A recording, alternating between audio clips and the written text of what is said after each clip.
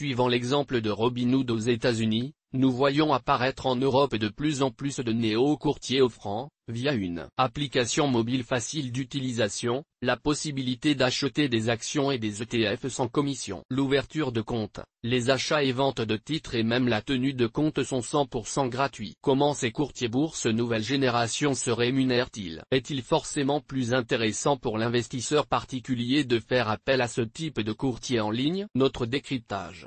Quel est le business model de Robinhood, le courtier bourse sans commission sur ETF et actions? Il existe une multitude de solutions qui s'offrent aux courtiers bourse pour monétiser leur activité, au-delà même du modèle classique de commission par transaction. Chaque néo-courtier aura un mode de fonctionnement qui pourra différer de ses concurrents, utilisant plutôt une solution qu'une autre pour générer des profits. Nous allons nous pencher aujourd'hui sur le cas de Robinhood, qui est sans aucun doute le précurseur dans la démocratisation des marchés financiers auprès des investisseurs particuliers. Quand il s'agit de marchés financiers et de bourse, il y a toujours deux univers qui évoluent en parallèle. Les bourses centralisées d'un côté, comme Euronext, London Stock Exchange ou Xetra, et d'un autre côté, les transactions OTC, de gré à gré. À noter, bien qu'étant le plus connu, la bourse n'est qu'un moyen comme un autre d'échanger des titres. Il est aussi possible d'échanger des titres en OTC, sur des MTF, Multilateral Trading Facilities,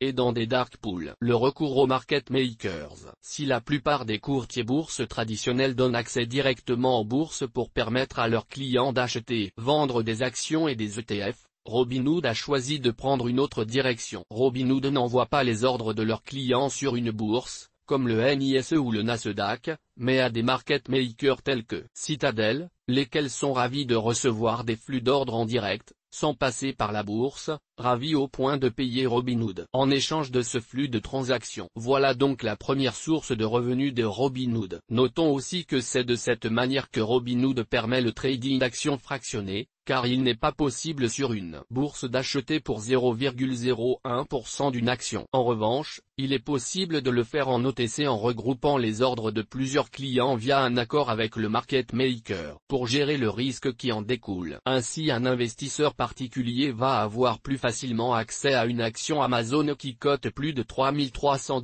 américains ou à une action Alphabet, Google, qui cote plus de $1 900 américains. Pour les ETF, achetés sur le marché primaire, c'est-à-dire au prix de la création et du rachat de parts, via un market maker est possible pour une multitude d'intervenants, pour autant qu'ils acceptent d'acheter pour un certain montant. Cela permet d'obtenir un meilleur prix que celui coté en bourse. Ainsi, on peut voir sur le site de GraniteChart par exemple qu'il est possible d'acheter des ETF directement auprès du market maker. Natixi, si le montant de la transaction est d'au moins $50 000 américains. Encore un moyen pour les courtiers en ligne de ne pas nécessairement passer les ordres en bourse et d'obtenir des meilleurs prix que ceux qu'ils donnent à leurs clients. Il s'agit alors pour le courtier en ligne d'intervenir comme un grossiste pour aller obtenir en OTC de meilleurs prix afin de pouvoir offrir les prix normalement accessibles en bourse sans commission aux investisseurs retail. Si vous vous demandez ce que fait le market maker avec les flux d'ordre des clients, alors vous devez savoir que cela reste relativement opaque. Généralement, les flux seront utilisés dans le cadre d'activités de trading algorithmique,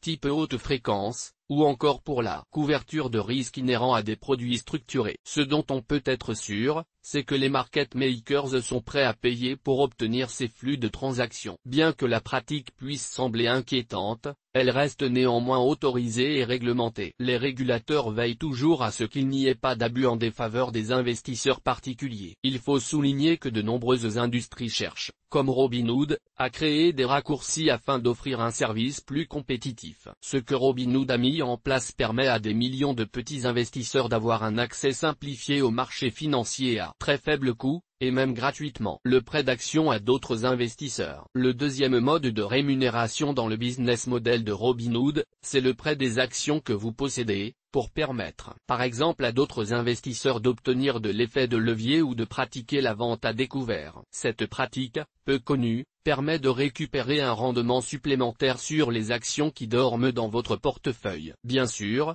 les bénéfices réalisés par le prêt de vos actions restent dans la poche de Robinhood. C'est une partie importante de leur source de revenus. Notons que des courtiers en ligne comme Interactive Brokers ont aussi recours au prêt d'actions, mais en partageant les revenus que cela génère avec le client, à condition d'avoir au moins 50 000 $ américains d'investissement. Bien que recevoir une rémunération en échange d'un prêt d'action puisse sembler attractif, seulement très peu de courtiers bourses le proposent et les conditions sont bien souvent inaccessibles pour de nombreux investisseurs particuliers. Puisque ce modèle économique permet de pouvoir investir en bourse sans frais, de nombreux petits porteurs y trouveront plus d'avantages que d'inconvénients. L'utilisation des sommes déposées non investies. Et pour finir, la troisième source de revenus de Robinhood repose sur les intérêts perçus avec les sommes déposées non investies sur les comptes de leurs clients. Aux États-Unis, le cash ne dort jamais. Notons aussi que certains courtiers traditionnels offrent un intérêt sur les sommes non investies déposées sur votre compte. Il ne faut donc pas forcément foncer tête baissée dans la gratuité. Il est cependant aussi important de prendre en considération que les taux d'intérêt sont bas depuis plusieurs années. Rapporté sur 100 $ américains de liquidité non investie d'un compte de trading de 1000 $ américains, il ne s'agirait d'un manque à gagner que de quelques centimes par an. Courtage en ligne, faut-il forcément opter pour la gratuité? Pour reprendre le célèbre adage quand c'est gratuit, c'est toi le produit,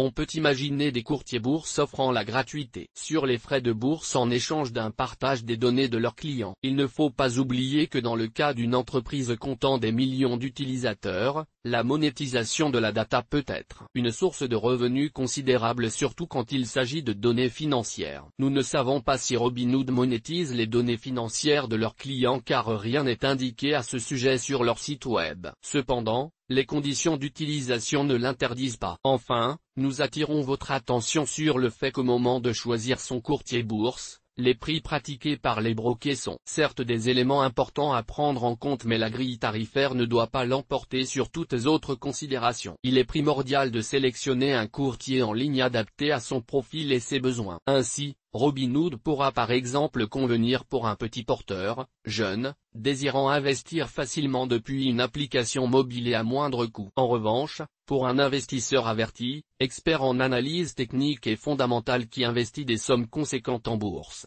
il vaudra peut-être mieux se tourner vers d'autres courtiers bourses plus adaptés. Source des images, FreePic. Toutes nos informations sont, par nature, génériques. Elles ne tiennent pas compte de votre situation personnelle et ne constituent en aucune façon des recommandations personnalisées en vue de la réalisation de transactions et ne peuvent être assimilées à une prestation de conseil en investissement financier, ni à une incitation quelconque à acheter ou vendre des instruments financiers. Le lecteur est seul responsable de l'utilisation de l'information fournie, sans qu'aucun recours contre la société éditrice de Café de la Bourse, comme ne soit possible.